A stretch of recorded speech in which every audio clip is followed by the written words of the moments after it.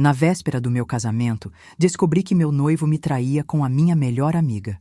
Eles achavam que eu iria desmoronar, mas eu preparei minha vingança. Esperei a noite cair, e enquanto ela dormia, cortei cada fio de cabelo de sua cabeça.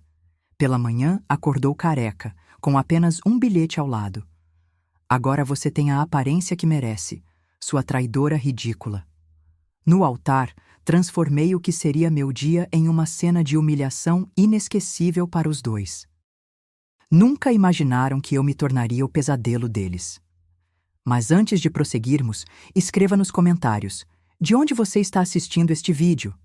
Adoramos saber até onde nossas histórias estão chegando. E não esqueça de conferir se você já está inscrito no canal. Sempre acreditei que meu casamento seria perfeito. Durante meses, planejei cada detalhe da cerimônia com o mesmo cuidado de quem compõe uma sinfonia. As flores brancas que decorariam o altar, o vestido que me fazia parecer uma princesa, a música que tocaria quando eu entrasse de braço dado com meu pai. Carlos e eu estávamos juntos há 4 anos, e nunca duvidei que ele fosse o homem da minha vida. Minha melhor amiga, Renata, estava ao meu lado em cada passo. Conhecíamos uma a outra desde a escola, compartilhamos segredos, sonhos, fracassos e vitórias. Ela foi a primeira pessoa para quem liguei quando Carlos me pediu em casamento, chorando de emoção comigo ao telefone. Renata se ofereceu para ser minha madrinha e organizadora não oficial da festa. Vou fazer desse o dia mais feliz da sua vida, ela prometeu, com um abraço apertado. Faltava apenas um dia para o casamento. A ansiedade corria por minhas veias como eletricidade. Naquela noite, Carlos tinha saído com os amigos para uma despedida de solteiro discreta. Pelo menos foi o que ele disse. Eu estava na nossa casa, revisando os últimos detalhes quando o celular dele, esquecido sobre a mesa de centro, vibrou com uma notificação.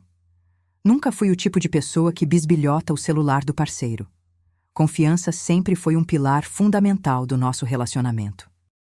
Mas algo naquele momento, um instinto, um pressentimento, ou talvez o destino, me fez olhar para a tela iluminada. A mensagem de Renata aparecia ali, parcialmente visível. Não vejo a hora de... Meu coração falhou uma batida. Podia ser algo inocente, pensei. Talvez sobre os preparativos finais, algo que ela queria manter como surpresa. Minhas mãos tremiam enquanto peguei o aparelho. O código de desbloqueio era minha data de nascimento. Irônico. A mensagem completa surgiu. Não vejo a hora de finalmente nos livrarmos dessa farsa. Te amo demais para continuar escondendo. Senti como se o chão desaparecesse sob meus pés. Meus dedos, movidos por uma força além do meu controle, começaram a percorrer a conversa. Cada mensagem, cada foto, cada plano secreto era como uma facada direta no meu coração. Não eram apenas algumas mensagens recentes. A conversa se estendia por meses. Mensagens de amor, encontros secretos, planos para o futuro. Ela não suspeita de nada, é tão ingênua, dizia Carlos em uma delas. Depois do casamento, esperamos alguns meses e você pede o divórcio. Com o regime de bens que ela escolheu, você fica com metade do apartamento, sugeria Renata. Eles riam de mim. Planejavam me usar e depois descartar. A mulher que eu considerava uma irmã e o homem a quem eu entregaria minha vida estavam me traindo da forma mais cruel possível. Deixei o celular cair no sofá enquanto as lágrimas embaçavam minha visão. O primeiro impulso foi ligar para ambos, gritar, cancelar tudo. Mas algo dentro de mim, algo frio, calculista e desconhecido até então, começou a tomar forma. A dor deu lugar a uma raiva silenciosa, uma determinação gelada que clareou meus pensamentos. Se eles queriam me humilhar, teriam uma surpresa. Não seria eu a humilhada nessa história. Sequei as lágrimas e respirei fundo. Voltei ao celular de Carlos e tirei screenshots de todas as provas. Enviei para meu próprio celular e depois apaguei os rastros. Coloquei o aparelho exatamente onde estava. Quando ele chegasse, eu agiria normalmente. Sorriria, falaria sobre o grande dia, fingiria que nada havia mudado. Durante a madrugada, enquanto Carlos dormia profundamente ao meu lado, minha mente trabalhava em um plano. Não queria apenas cancelar o casamento. Isso seria dar a eles uma saída fácil. Queria que sentissem o peso da humilhação pública, que experimentassem a dor que estavam dispostos a me causar. De manhã, liguei para Renata. Minha voz não traiu nenhuma emoção quando sugeri passar a última noite de solteira na casa dela, como nos velhos tempos. Só nós duas, como antes de toda essa loucura de casamento começar. Propus, e ela aceitou imediatamente, sem imaginar o que eu tinha descoberto. Ao desligar o telefone, olhei para o vestido de noiva pendurado na porta do quarto. Branco, puro, inocente, como eu fui por tanto tempo. Passei os dedos pelo tecido delicado, sabendo que aquele vestido ainda seria usado, mas não para o propósito original. As horas passaram lentamente. Carlos saiu para resolver os últimos detalhes com o buffet. Beijou-me na testa e disse que me amava. Observei-o sair pela porta, admirando sua capacidade de mentir, olhando nos meus olhos. Quem era realmente esse homem que eu pensava conhecer? À tarde, arrumei uma pequena mala e me dirigi à casa de Renata. Durante o trajeto, passei por uma loja e comprei algo que seria essencial para meu plano: uma tesoura profissional para cortar cabelos. A vendedora sorriu e desejou um bom dia. Se soubesse para que eu usaria aquela tesoura, seu sorriso teria desaparecido. Renata me recebeu com um abraço falso. A hipocrisia em seu olhar agora era tão óbvia que me perguntei como não havia notado antes. Entramos em sua casa e ela abriu uma garrafa de vinho para celebrar a última noite de solteira.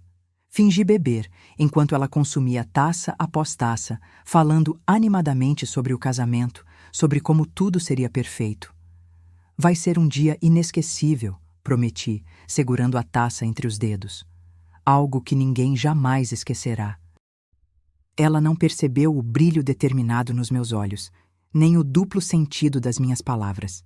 Para ela, eu era apenas a amiga ingênua e feliz de sempre, prestes a cair na armadilha que haviam preparado para mim. Mal sabia ela que os papéis tinham se invertido, e que a noite que se aproximava mudaria nossas vidas para sempre. Renata nunca conseguiu segurar bem a bebida. Após 3 taças de vinho, ela já estava visivelmente alterada, rindo alto e falando sem filtros. Aproveitei esse momento para guiar nossa conversa exatamente para onde eu queria. Sabe, Rê, às vezes me pergunto se estou fazendo a coisa certa, comentei casualmente, girando o vinho na taça sem bebê-lo. Casar é um passo tão grande. Seus olhos se arregalaram por um instante, como se temesse que eu descobrisse algo. Rapidamente, forçou um sorriso e pegou minhas mãos entre as suas. Um gesto que antes me passaria conforto, agora me causava repulsa. Não seja boba, Carlos te ama. Vocês foram feitos um para o outro, mentiu, olhando-me diretamente nos olhos. Amanhã será o dia mais feliz da sua vida, prometo. Assenti, fingindo acreditar. Continuamos conversando, e a cada mentira que ela contava, minha determinação ficava mais forte. Por volta da meia-noite, ela já estava completamente embriagada, cambaleando pela sala. Sugeri que descansássemos. Ajudei-a a chegar até o sofá, onde ela desabou sem resistência. Você é a melhor amiga do mundo, balbuciou antes de fechar os olhos. Te amo tanto. Eu também te amo, Rê, respondi, observando-a adormecer. Mais do que você imagina. Esperei cerca de 1 hora, certificando-me de que ela dormia profundamente. O apartamento estava silencioso, apenas o tic-tac do relógio de parede marcando o tempo. Levantei-me silenciosamente e fui até minha bolsa, de onde tirei a tesoura que havia comprado. O metal frio brilhou sob a luz fraca da luminária. Aproximei-me dela como um predador se aproxima da presa. Respirei fundo, sentindo uma mistura de emoções: raiva, tristeza, determinação. Toquei seus cabelos longos e sedosos, que ela sempre fez questão de manter impecáveis. Renata era conhecida por sua vaidade, especialmente com relação aos cabelos. Aquelas madeixas castanhas eram seu orgulho, sua marca registrada. Com a primeira tesourada, senti uma sensação estranha de poder. Não havia volta. Mechas de cabelo caíam silenciosamente no chão, formando um tapete castanho ao redor do sofá. Cada corte era preciso, determinado. Não era apenas cabelo que eu cortava, era a confiança que um dia depositei nela, os anos de amizade falsa, os planos que fizemos juntas enquanto ela planejava me trair. Em menos de 20 minutos, Renata estava completamente careca. Seu rosto, mesmo no sono, parecia vulnerável e exposto, sem o enquadramento dos cabelos. Espalhei as mechas pelo sofá e pelo chão, criando uma cena que seria o primeiro choque ao acordar. Antes de sair, peguei um pedaço de papel e escrevi um bilhete curto. Agora você tem a aparência que merece, sua traidora ridícula. Coloquei sobre o travesseiro, ao lado de sua cabeça calva. Saí do apartamento silenciosamente, fechando a porta sem fazer barulho.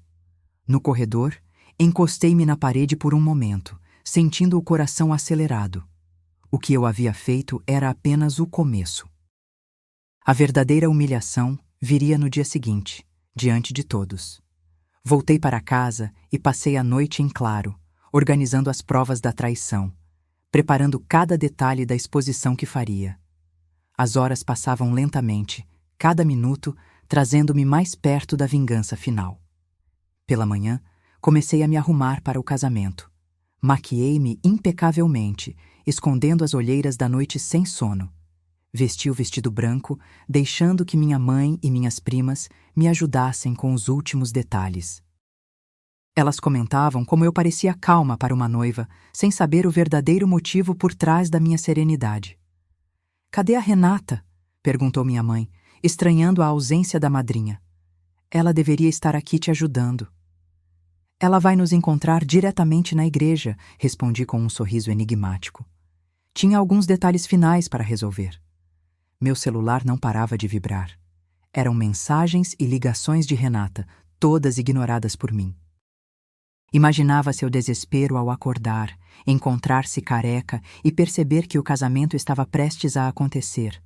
Ela provavelmente estava tentando alcançar Carlos, avisar sobre o que eu havia feito, entender se eu sabia da traição deles. A igreja estava lindamente decorada quando cheguei. Convidados sorriam, tiravam fotos, conversavam animadamente. Carlos aguardava no altar, elegante em seu terno escuro, sem ideia do que estava por vir. Nossos olhares se cruzaram quando entrei, e percebi que ele procurava por Renata entre as pessoas. Um leve franzir de sobrancelhas denunciava sua preocupação. Caminhei lentamente pelo corredor, de braço dado com meu pai. A marcha nupcial tocava, todos estavam de pé. Era exatamente como havia sonhado, exceto pelo desfecho que eu planejava. Ao chegar ao altar, sorri para Carlos. Ele parecia nervoso, dividido entre a cerimônia e a preocupação com a ausência de sua amante. O padre começou o sermão, falando sobre amor, respeito e fidelidade. Cada palavra soava irônica diante do que eu sabia. Quando chegou o momento dos votos, pedi para falar primeiro. O padre assentiu, e eu me virei para encarar não apenas Carlos, mas todos os presentes. Antes de dizer meus votos, comecei com voz clara e firme. Gostaria de compartilhar algo com todos vocês. Um burburinho confuso percorreu a igreja. Carlos olhou para mim, tensão visível em seu rosto. Foi nesse exato momento que as portas da igreja se abriram com violência. Todos os rostos se viraram. Renata estava lá, completamente careca, com um lenço mal ajustado tentando cobrir a cabeça. Seu rosto estava contorcido em uma mistura de fúria e humilhação. Ela avançou pelo corredor, gritando meu nome. "Você! Como pôde?" Ela berrou, enquanto vinha furiosa em minha direção. Os convidados olhavam chocados, sem entender o que estava acontecendo. Sorri calmamente e tirei o celular do buquê de flores onde o havia escondido. "Como eu pude?" respondi, conectando o aparelho ao sistema de som da igreja. "Deixe-me mostrar a todos como vocês dois puderam." O silêncio que se instalou na igreja era quase palpável. Todos os olhares alternavam entre mim, Carlos paralisado no altar e Renata careca no meio do corredor. O padre, confuso, tentou intervir, mas levantei a mão pedindo um momento. Sempre acreditei que o casamento deveria ser baseado em verdades. Falei com voz firme, projetando-a para que todos ouvissem. E hoje não poderia começar nossa vida juntos com mentiras. Pressionei o botão de play no celular e a voz de Carlos ecoou pelos alto-falantes. Era um áudio que ele havia enviado a Renata. Depois do casamento, conseguimos o dinheiro da família dela e damos-o fora. Ela nunca vai desconfiar de nada. Os rostos dos convidados se transformaram em máscaras de choque. Meus pais, nas primeiras fileiras, pareciam não acreditar no que estavam ouvindo. Carlos avançou em minha direção, tentando tomar o celular das minhas mãos, mas meu irmão mais velho se colocou entre nós, barrando-o com um olhar furioso. Não é o que você está pensando. Carlos gaguejou, olhando desesperadamente para os convidados. Isso está fora de contexto. Fora de contexto? Repeti com um sorriso amargo. Avancei para o próximo áudio.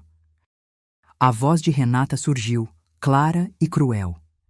Ela é tão idiota, ajudando a escolher as flores para o casamento enquanto você e eu planejamos fugir com o dinheiro dela. É quase cômico. Renata congelou no meio do corredor.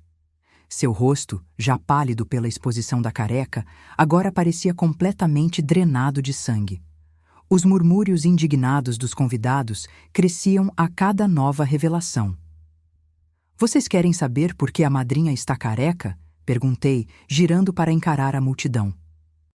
Porque traidores merecem carregar a marca da sua traição. Porque eu descobri tudo ontem à noite e decidi que não seria a única a sentir dor nesta história. Caminhei até Renata, que agora parecia encolhida, diminuída sem seus longos cabelos e com sua traição exposta.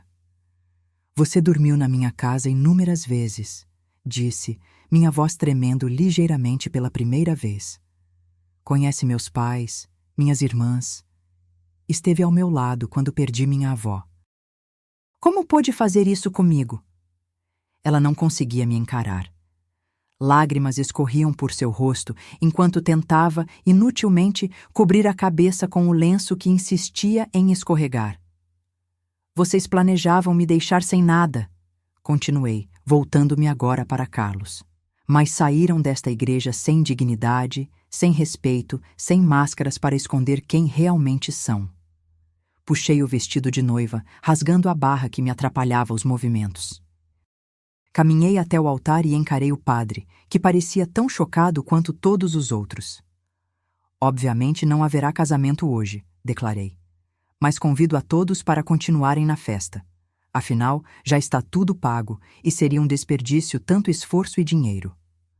Um aplauso hesitante começou em algum lugar da igreja, crescendo rapidamente até se tornar uma ovação. Rostos que antes mostravam choque, agora exibiam admiração e apoio. Carlos tentou falar, aproximar-se novamente, mas foi barrado por vários amigos meus que formaram uma barreira ao meu redor. Renata, por outro lado, correu para a saída, o lenço finalmente caindo e revelando completamente sua cabeça raspada. Alguns convidados não conseguiram conter risadas nervosas ao vê-la fugir daquela maneira. Deixei a igreja de cabeça erguida, não como uma noiva humilhada, mas como uma mulher que recusou ser vítima. No salão de festas, a celebração tomou um rumo inesperado. Transformou-se em uma festa de libertação, de recomeço. Dancei, bebi champanhe e recebi o apoio de pessoas que realmente se importavam comigo.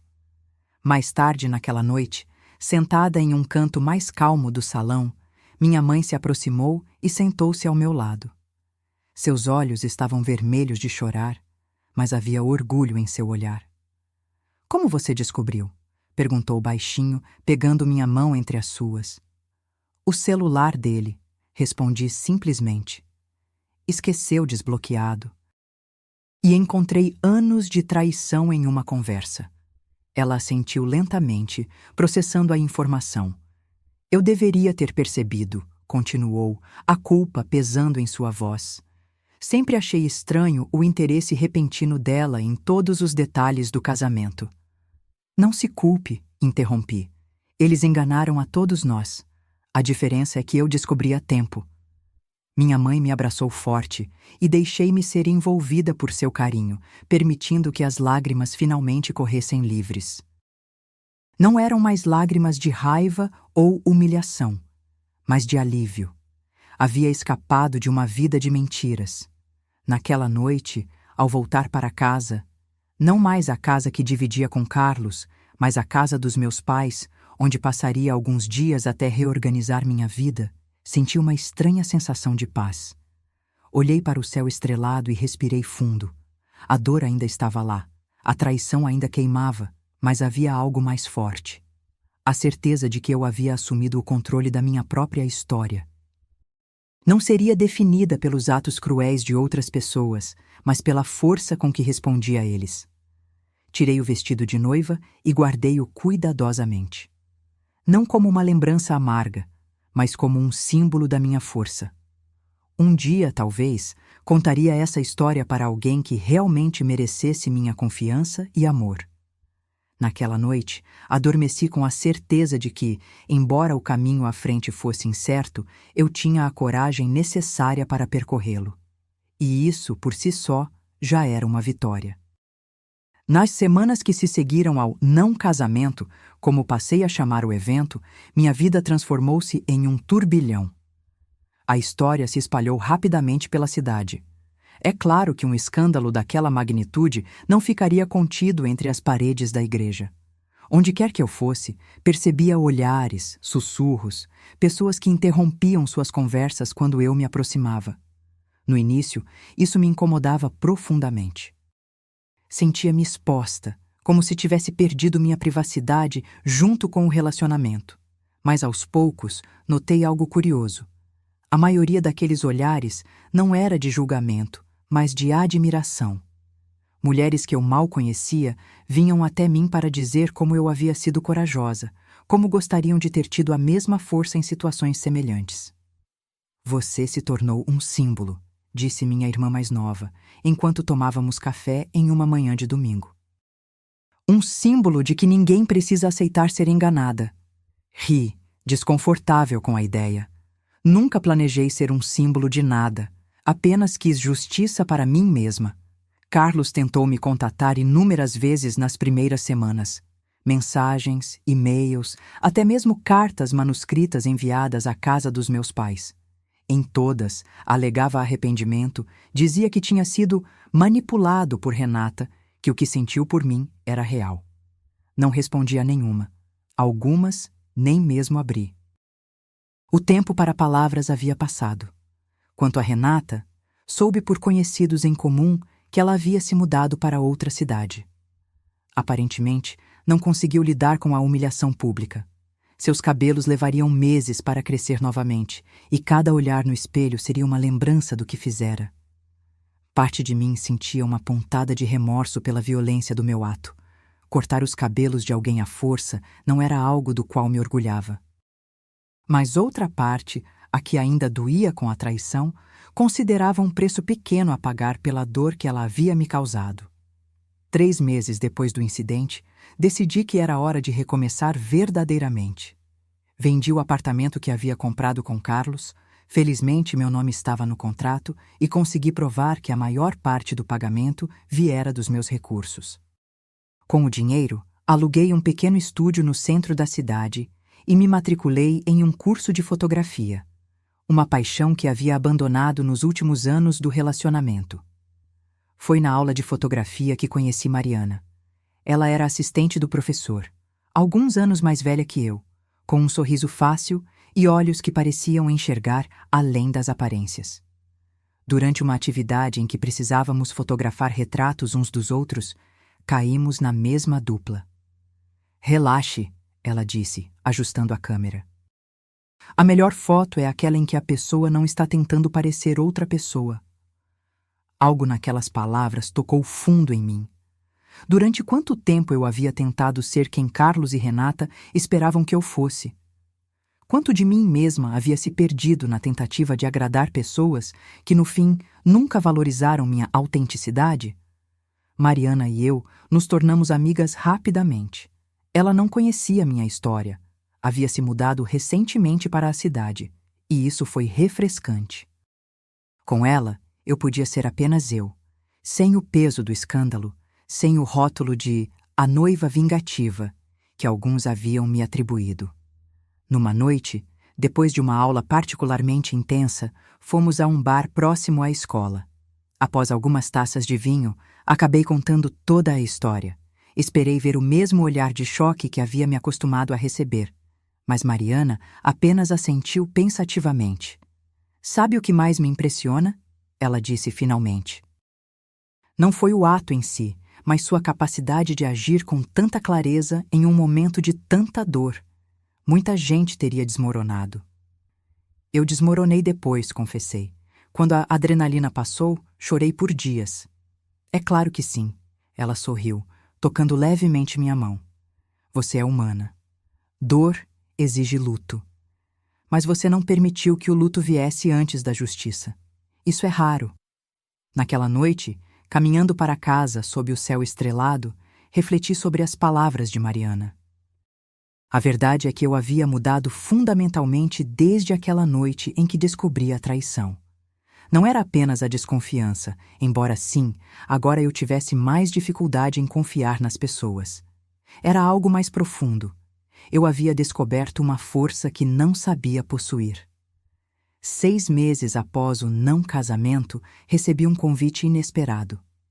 Uma revista feminina local queria publicar minha história como parte de uma série sobre mulheres que viraram o jogo em situações difíceis. Meu primeiro impulso foi recusar. Não queria reviver aquele momento, nem me expor ainda mais.